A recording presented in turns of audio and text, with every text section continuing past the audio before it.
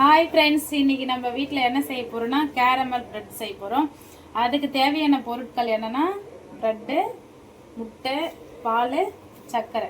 இதுதான் நம்ம caramel bread செய்யறதுக்கான தேவையான பொருட்கள். ப்ரெட்டை வந்து மிக்ஸியில் போட்டுக்கலாம். மிக்ஸியில்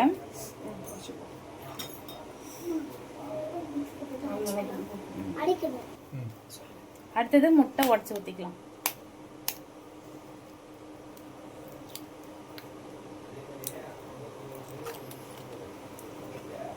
அடுத்தது பால் ஊற்றிக்கலாம்.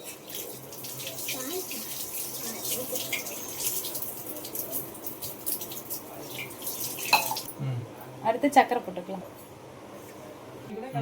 இப்போ வந்து நம்ம அரைச்சிக்கலாம். இப்போ நம்ம கேரமலைஸ் பண்ணுறதுக்கு பாகு எடுத்துக்கலாம். சர்க்கரை பாகு. இப்போ வந்து இந்த மாதிரி பாகு வந்துட்ட உடனே நம்ம எடுத்து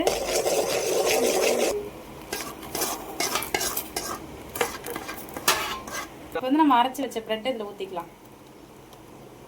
இப்போ வந்து ஒரு இட்லி பாத்திரம் எடுத்து அதில் கொஞ்சம் ஒரு சொம்பு அளவுக்கு தண்ணி ஊற்றிட்டு அதுக்கு அடியில் ஒரு ஸ்டாண்ட் மாதிரி வச்சு இப்போ நம்ம செஞ்சு வச்ச ப்ரெட்டை வந்து மேலே வச்சுக்கலாம். பாத்திரத்தை எடுத்து ஒரு 10 நிமிஷம் கழிச்சு எடுத்து பார்க்கலாம். இப்போ வந்து கேரமல் ப்ரெட் நம்ம ரெடி பண்ணோம் இல்லையா, அது வந்து வெந்துடுச்சு.